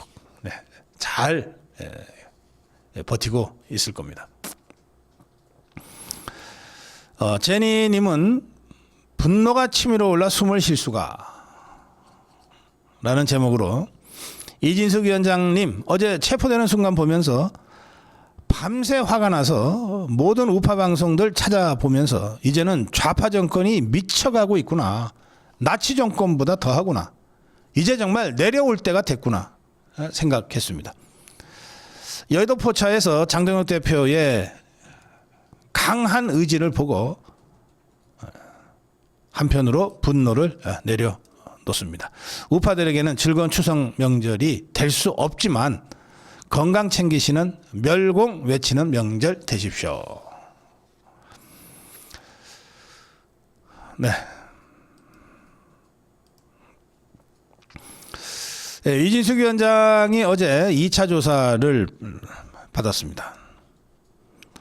저녁 6시께 조사가 종료됐고 밤에 조사하려면 본인의 동의가 있어야 되는데 나 야간 조사 못 받겠다. 거부한 것으로 알려지고 있습니다. 그래서 어제 저녁 6시께 조사가 종료됐습니다. 경찰은 이제 48시간이 지나면 무조건 석방을 해야 되니까 48시간이 되기 전에 구속영장 신청 여부를 검토할 예정이라고 합니다. 그런데 경찰보다 먼저 이진숙 위원장 측에서 체포 적부심을 신청했습니다. 그래서 체포 적부심 심리가 오늘 오후 3시에 열립니다. 오늘 오후 3시에 열리면 체포 적부심의 결과는 오후 늦게 아마 나오게 될 겁니다. 임무영 변호사, 이진숙 위원장의 변호를 맡고 있는 임무영 변호사는 이진숙 위원장이 생전 처음 겪는 상황이라 밤새 한숨도 못 잤다. 피곤하고 정신적으로 지쳐 있지만 이 황당한 일을 겪으면서 울분으로 버티고 있다. 이렇게 전했습니다. 우리는 이진숙 위원장을 다 종군기자 출신의 아주 단단한 사람으로 기억하고 이 정도야? 저는 그렇게 생각합니다. 이 정도야 별것 아니지. 이진숙에게는 라고 생각하지만 그러나 이진숙 위원장 입장에서는 이 경찰서라고 하는데 처음 가보는 곳이고 거기서 갑자기 유치돼서 거기서 그냥 잠을 자야 되는 것도 처음 겪는 일일 거고 아마 그럴 겁니다. 손에 수갑 채워진 것도 아마 난생 처음일걸요. 더구나 아무리 생각해도 이게 정치 보복이고 너무나 황당한 사태니까 정말 울분이 터져나오지 않을 수 없죠. 그러나 저는 울분을 넘어서는 분노, 개인적 울분을 넘어서는 분노와 국가에 대한 걱정, 이것으로 이진숙 위원장이 진정한 자유우파 전사로 지금 담금질 되고 있다. 그렇게 생각합니다. 이진숙 위원장의 체포와 관련해서 이게 과잉 수사라고 하는 주장이 거의 전 언론과 법조계에서 나오고 있습니다.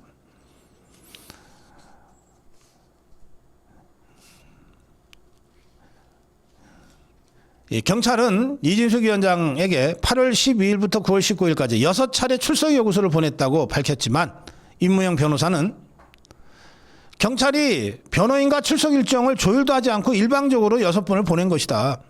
형소법에 따르면 피의자의 변호인 조력권을 보장하고 있지 않냐. 출석할 때는 변호인과 출석 일정 조율하는 것이 관행이다.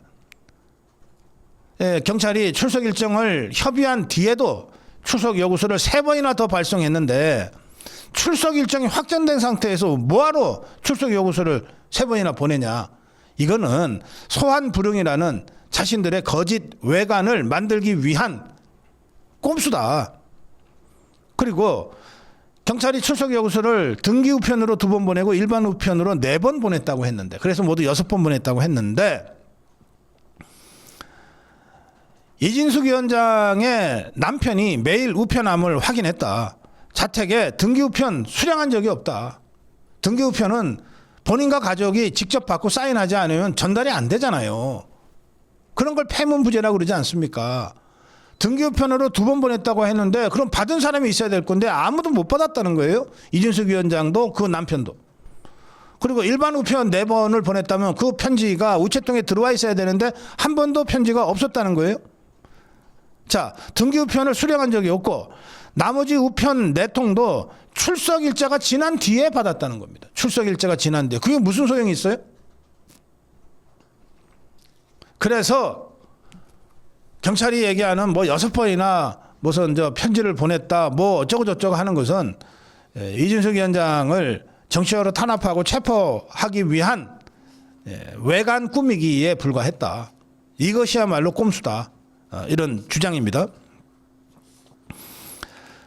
또 장동혁 대표가 어제 오전에 그러니까 그저께 저희 여의도 포차에 나오고 너무 늦게 끝나서 아마 3일 어제 오전에 직접 영등포 경찰서로 간 것 같습니다. 나경원 의원, 뭐 신동욱 최고위원 이런 사람들과 함께 간 것으로 보이는데요. 장동혁 대표는 이 국민의힘 의원들과 영등포 경찰서를 항의 방문해서 이렇게 주장했습니다. 만약에 경찰이 영장을 검찰에다가 영장 신청을 하는데 그때 이진숙 위원장 측의 불출석 사유서를 받았다는 사실을 숨기고 기록에도 첨부하지 않고 이진숙 위원장이 소환에 불응한다, 체포해야 된다고 영장을 청구했다면 용납할 수 없는 중대범죄가 된다. 이거는 완전히 체포 조작 사건이 된다. 그런데 이진숙 위원장은 27일 국회에서 필리버스터 일정에 출석하느라 조사에 응하지 못했고 그래서 불출석 사유서를 경찰에 제출했다. 임무영 변호사가 페북에 공개한 불출석 사유서가 있다. 페북에 공개한 불출석 사유서에 따르면 이렇게 돼 있다. 피의자 이진숙은 방통위원장으로서 방통위와 관련된 법안에 대해 국회의원들의 의견을 개진하는 내용을 들을 의무가 있다.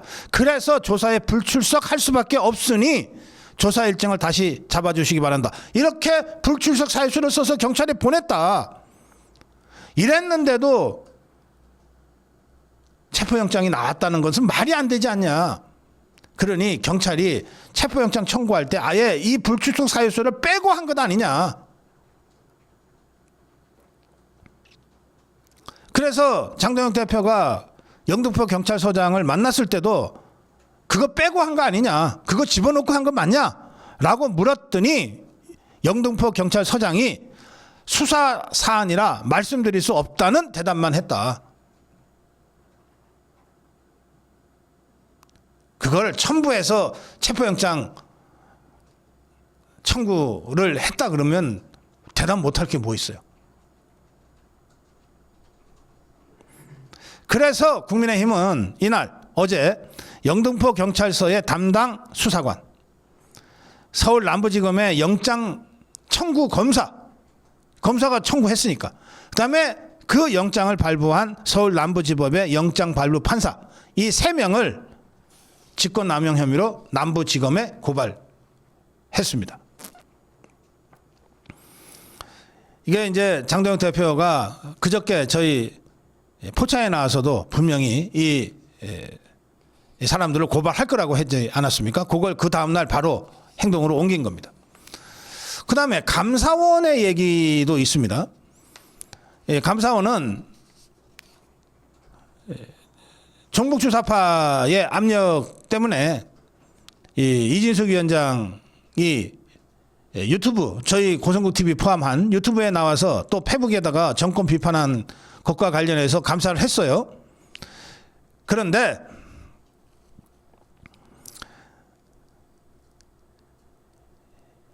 이 국회의 감사 요구, 그러니까 더불어민주당의 감사 요구에 따라 감사를 벌인 감사원은 이재명 정권이 출범한 후인 지난 7월에, 그러니까 이재명 정권의 눈치를 안 볼 수 없는 상황에서 결과 보고서를 발표했는데 여기 보고서에 따르면 이렇게 되어 있습니다. 이진숙 위원장이 국가공무원법 중 선거관여 금지를 위반했다고 보기 어렵다. 감사원도 이건 선거법 위반, 국가공무원법 위반은 아니다라고 봤다는 거예요. 이렇게 설명했습니다. 이진숙 위원장 본인의 인사청문회 그리고 본인의 탄핵 과정에 대한 발언이 대부분이다. 이게 어떻게 재보궐선거에 영향을 미칠 발언이라고 볼 수 있느냐. 예, 임무영 변호사는 만약에 이진숙 위원장의 이 발언이 문제라고 한다면 결과적으로 민주당 잘못을 지적하면 전부 다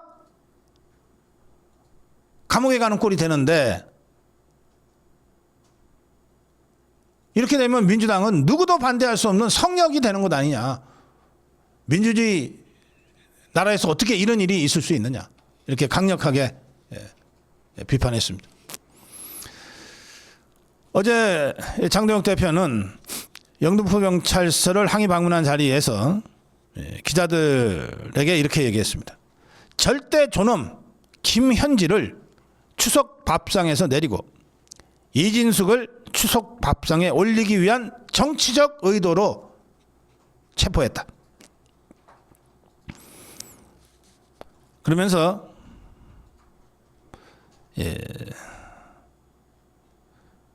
아까 전해드린 대로 영등포 경찰서장에게 불출석 사유서, 이진숙 위원장의 불출석 사유서를 첨부했는가 물었지만 수사 중인 사안이라 말씀드릴 수 없다는 대답만 했는데 만약에 경찰이 불출석 사유서를 숨기고 체포영장 청구했다면 용납할 수 없는 중대범죄다.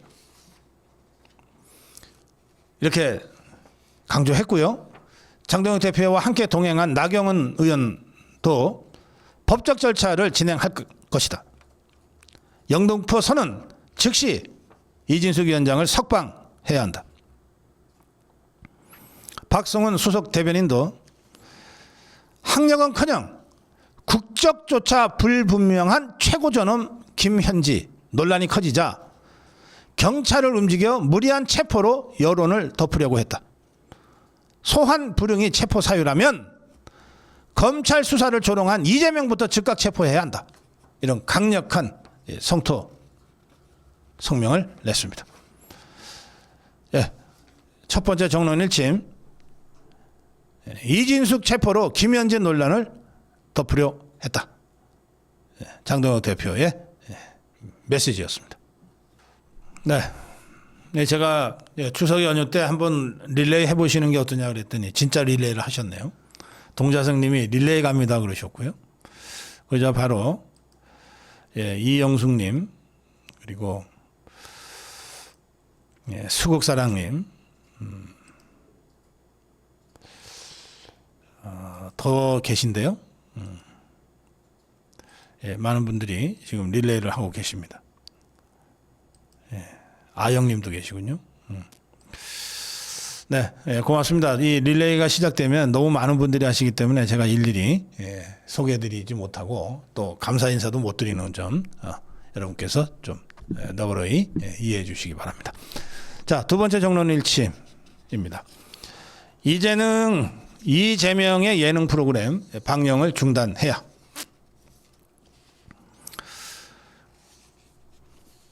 주진우, 국민의힘의 주진우가 지난달 28일, 9월 28일입니다. 오후 2시 44분쯤에 JTBC에 대규모 경찰 인력이 동원됐다는 인터넷 커뮤니티에 사진이 있다. 딱 봐도 경호 목적으로 적어도 그 시간 전후로 냉장고를 부탁해 촬영이 이루어졌음을 추단할 수 있다. 이렇게 주장하면서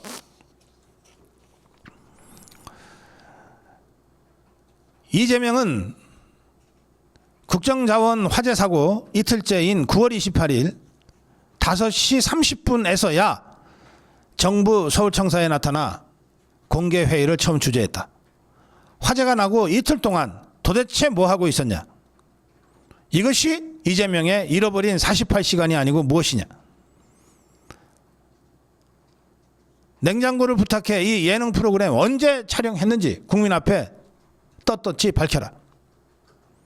나한테 법적 조치 한다는데 당연히 맞대응하겠다. 공론화해줘서 고맙다. 이렇게 주장했습니다.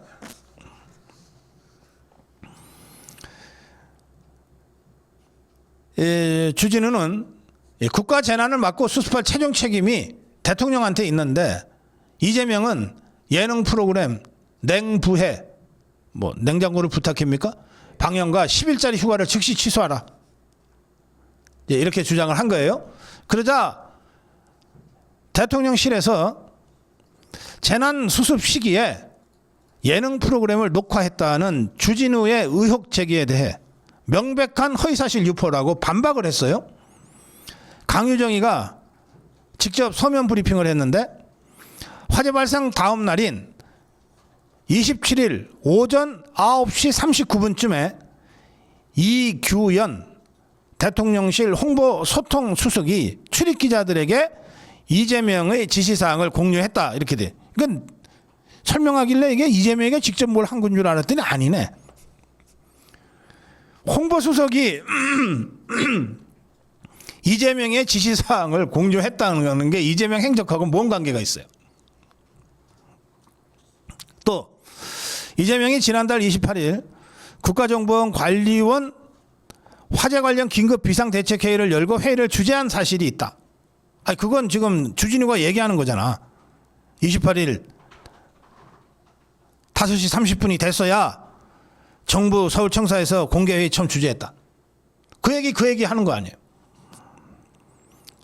그러면서 주진우에게 억지 의혹을 제기해 국가적 위기 상황을 정쟁화하고 허위사실을 유포한 행위에 법적 조치도 강구 책임을 알린다고 했는데 그렇게 하니까 강유정이가 한 말을 들어도 주진우의 말이 합리적 의심이 더 설득력이 있잖아요. 그래서 주진우가 한 말이 이해가 돼요. 고맙다. 공론화해줘서 고맙다.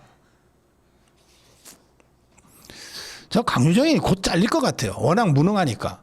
어떻게 저런 거를 반박한답시고 참 저 수준으로 하는지 말이죠. 송원석 원내대표도 전체적으로 지금 장동혁 체제가 반이재명 전선 구축에 강력한 이 전선 구축에 나서니까 평소에 점잖던 사람도 다 전사로 지금 탈바꿈하고 있는 중인 것 같아요. 네. 송원석 원내대표가 이렇게 주장했습니다. 이재명이 지난 2일, 10월 2일 국무회의에서 공직자가 솔직히 휴일이 어딨냐? 24시간 일하는 거다. 이런 언급을 했는데 바로 그 다음날 10월 3일 오전 10시 50분쯤에 전산망 장애 대응 업무총괄 4급 공무원이 투신해 숨졌다. 이재명이가 그 전날 했던 이 말이 공직사회 전체의 일종의 지침으로 공유되지 않았겠냐. 그래서 이 공무원의 죽음과 이재명의 그 전날 발언이 아무 관계가 없다고 할 수가 없다. 이런 취지의 발언을 했습니다. 그래서 송원석은 어제 1시 36분에 페북에다가 이런 글을 올렸어요. 연휴 첫날에 이런 소식이 전해져 마음이 무겁다. 대통령이 공직자가 휴일이 어딨냐? 24시간 일하는 거다. 라고 공무원들을 다구쳤는데 사람은 기계가 아니지 않느냐? 연휴를 반납하면서까지 사태 수습을 위해 일하고 있을 우리 공무원들에게 나중에라도 충분히 휴식할 시간이 주어지길 바란다. 그러면서 송원석이 바로 예능 얘기를 치고 나갑니다. 상황이 이런데도 다가오는 일요일 5일 날 이재명 김혜경 부부가 출연한 TV 예능 프로그램 냉장고를 부탁해가 방영될 예정이라는 소식을 들었다. 지금은 국가적 재난 상황이다. 공무원들이 사태 복구를 위해 연휴를 반납하면서 비상근무를 하고 있고 그런 가운데 담당 공무원이 투신 사망하는 비극까지 일어났는데 이런 상황에 그래 이재명이 김여경 이 부부가 TV 예능 프로그램에 나와서 웃고 박수치는 모습을 국민들한테 비춰줘야 되겠느냐. 매우 부적절하다. 사퇴 수습을 위해 땀 흘리고 있는 공무원들과 불편을 겪고 있는 국민들에 대한 예의가 아니다.